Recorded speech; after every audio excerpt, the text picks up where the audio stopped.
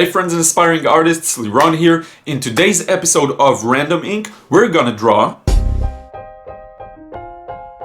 That's right, I got a Rubik's Cube and finally learned how to solve it. It's about time, man.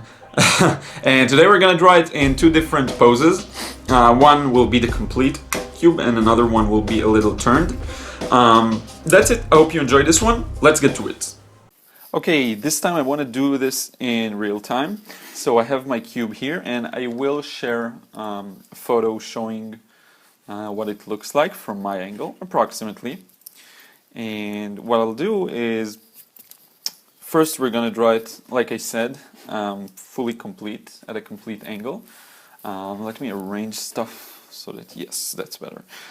So I'm going to give myself a bit of a easy time by first indicating some of the lines using pencil,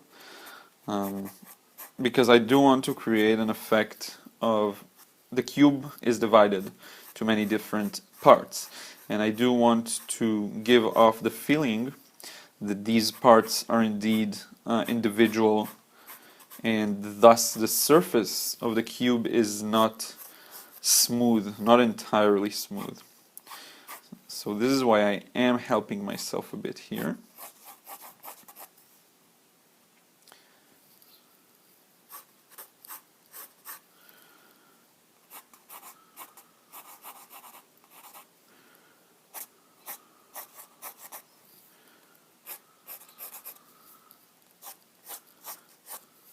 So that's approximately what I see here.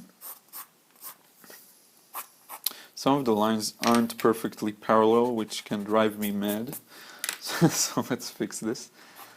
Yes, that's better. Now I'm going to roughly divide each part of the cube into the thirds that it's divided to.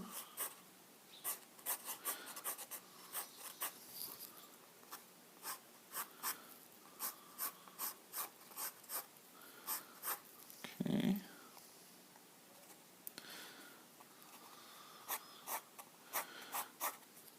Because I'm looking at this side a bit from above, it all gets squashed. So this is a bit more challenging. And now I'm connecting these to the bottom, so I can just pull down from these lines, just like that. And the final one also. Now, this is, a lot of it is understanding perspective, but a lot of it is also just getting it down intuitively so you can just draw it without too many issues. And there is a light shadow, a bit of a shadow, a light shadow, a bit of a shadow here to this side. So that's the first cube. Let's get to inking now. I'll be using Micron Pigma. And I think it's a bit smashed, the head of this pen. Let's try the other 08 I have. And I'll just get to ink this. And I want to treat each cube as an individual part. So I'll begin with the corner one because it's not obstructed by anything. And let me just zoom in a bit. I don't know why I'm torturing you. There we go. So let's begin with the corner one here. By the way, there is a slight bend on the paper, I know that. That's because it's just the surface under it is a bit warped now. So I'm sorry about that as well. It causes a bit of a shadow, annoying shadow on the right side. Anyway, let's get to inking. So, beginning with this corner piece, just doing my best to basically follow the lines that I lay down.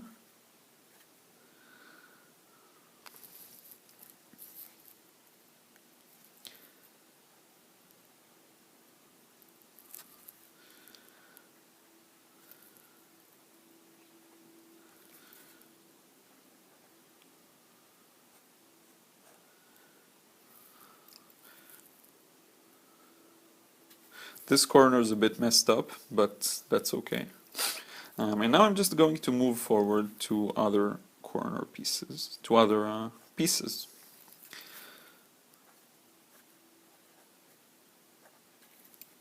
This line I messed it up. It should go like this, okay?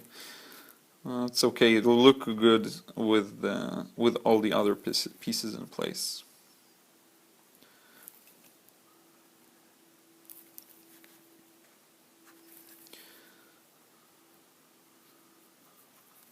Now you don't really have to draw each one of them individually.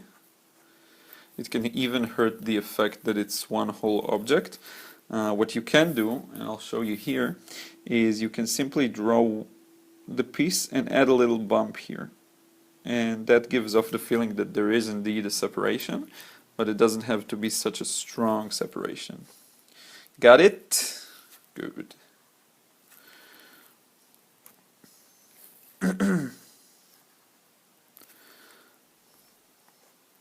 This pen is a bit trashed, as you may be able to see, and the paper is rough, so not rough, but it's not smooth, so these two factors together don't add up to the most beautiful inking job.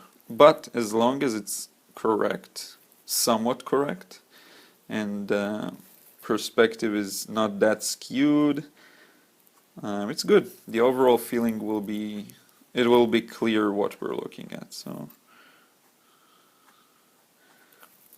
it's funny how sometimes I can just go in with no guidelines and draw something, and it'll be much more accurate than if I use guidelines. Still can't always explain that phenomenon, but it happens a lot, trust me. So I'm gonna finish this in time-lapse because there's not much, and I'll be back in a few moments.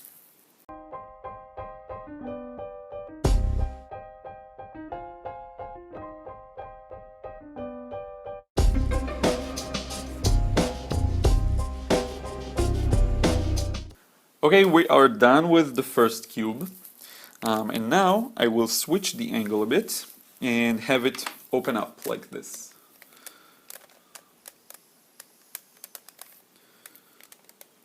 Just to make it a little more interesting. And let's pick a different direction. Okay, once again, I will give myself some help with a pencil. Now, when I draw such a thing, what guides me is just finding one prominent line and getting its angle right. Okay, so this is the line representing, and I'll bring it over for a second, this area.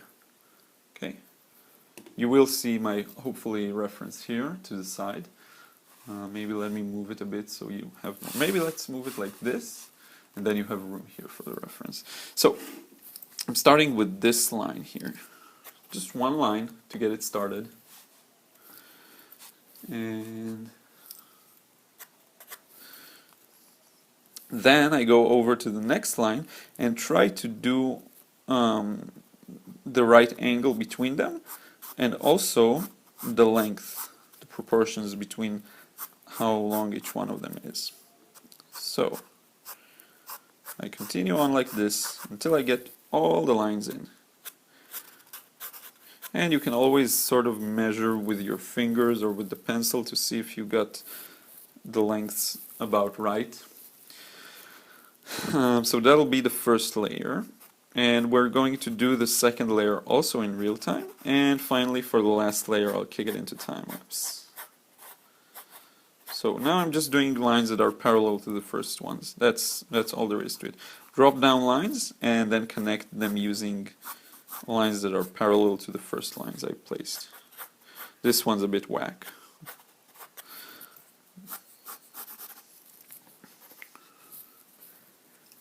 And I'll divide it to thirds.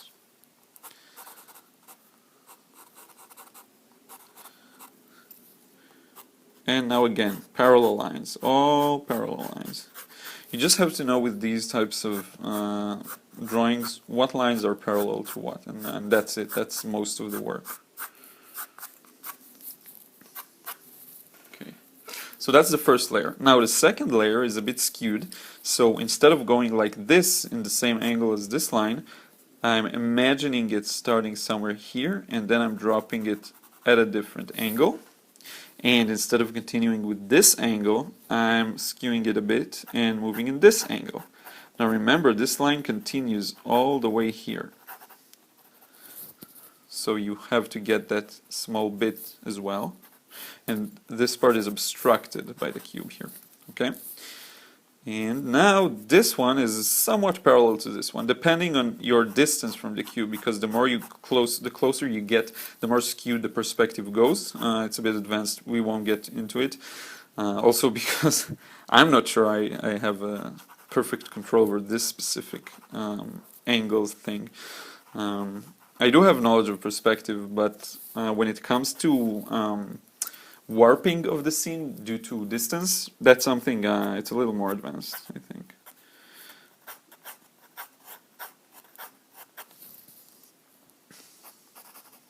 Like this. And here it's very gentle. I'm just following the line at the top, and it sort of disappears here, somewhere around here. And again, divide it to thirds here. And also here. This one's a bit hard because the angle is so... Yeah. So the next one I'm gonna lay in time lapse. So just a sec.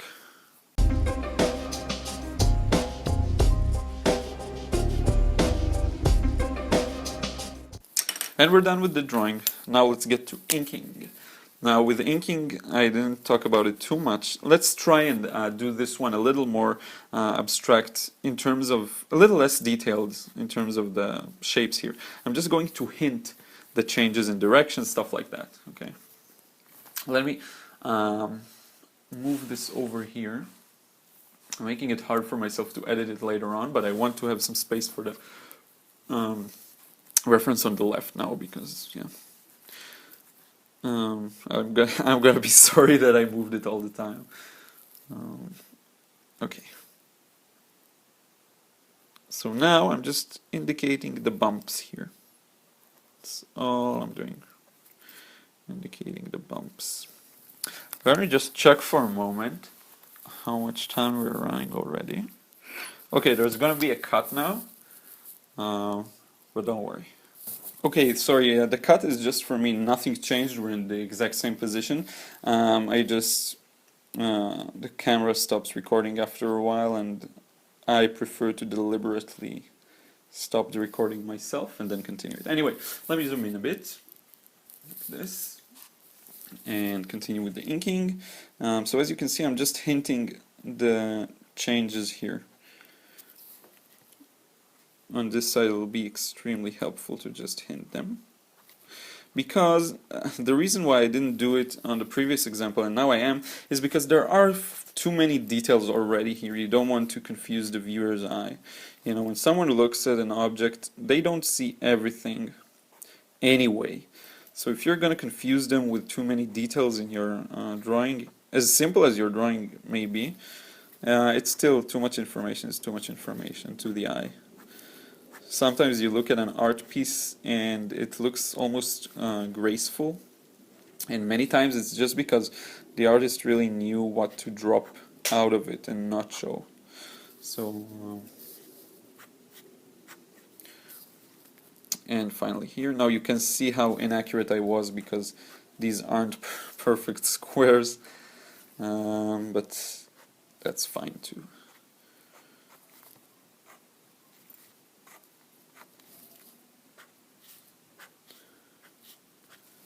Like that. You can just hint the lines closing here at the back. You don't have to actually show everything.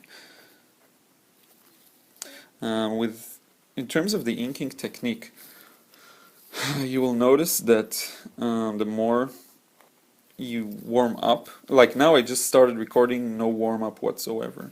The only warm up I had was solving the cube. So you will notice that you don't have, I'll try and get it in so that you can actually see this. You'll notice that when you're just beginning, like your inking session or whatever it is, you don't have too much confidence in your movement, and this really hurts the result of how good your inking looks.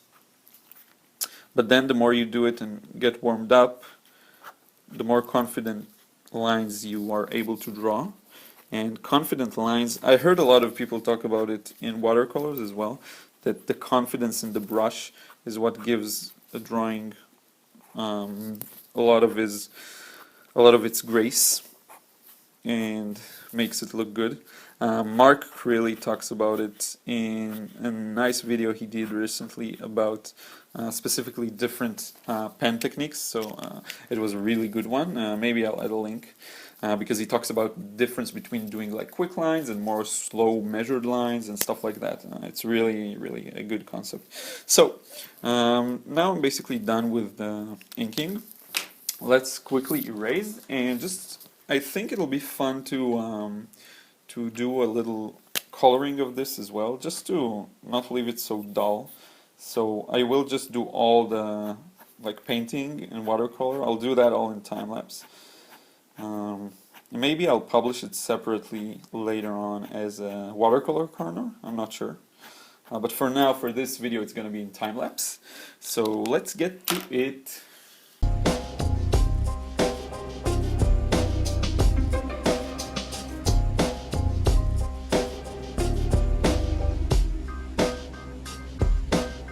So I got all the things I need for the painting, but then I remembered something. This cube has the black separation between the different sides of it. So I'm gonna get that in now, just using the pen, and I'm gonna do that in time-lapse. So let's just quickly end with this, and then I can continue on with the coloring.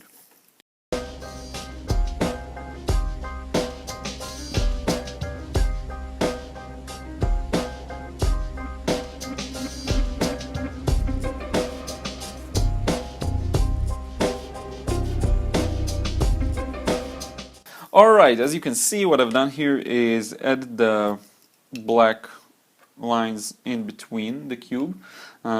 Because there's light coming in from the left, I added a shiny spot for all the bottom left sides of the cube. And when we'll color it, it'll look much better, you'll see. But just in general, this is what happens here. The outer side of the cube, I can even show it to you live. Let's try and get this the same angle as it was. So let's see if we can, okay, do you see how it catches the light here? This is basically what happens. Okay, and you can see how it catches a corner of light here also, or here is a stripe of light here. This is what happens, okay? So just wanted to make sure you understand that. And now we can get on with the coloring. Let's do that all in time-lapse, and I'll be back just to talk a bit about this video. Let's get to it.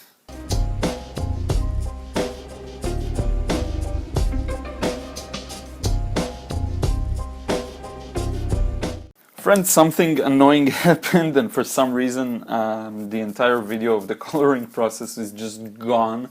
But anyway, this is what I used mainly. I just want to show you, let's zoom in a bit. Okay, so now you see when I added a very dark red to the mixture, it really helped make the white pop. So that's one thing that's really cool, and also the strong contrast with the right side here of the blue, which is actually what I have here, so that's a good one. I used all of the, let's zoom out a bit. I used all of the blues I have to some extent, these two reds and the yellow, mixed with maybe some of this, I think it's cadmium, oh, azo. This is azo yellow and this is lemon, azo and lemon. I used some of them both. And that's it, I created a stronger contrast here. This one looked less contrast-ish, so I just left it like this. I hope you enjoyed this one. Let's wrap up. Friends, thank you so much for watching the video. I hope you enjoyed it and learned something new today. Please, I have a question for you. What will you be more interested in seeing? Do you like the inking stuff? Do you like the blogging stuff? Do you like the watercolors? All? Let me know. I'm interested to hear your thoughts and what interests you. So that's that. And also follow me on Snapchat, Liron, the number 3. I'll put it in a second on the screen. Have an amazing day, take care, and I'll talk to you soon.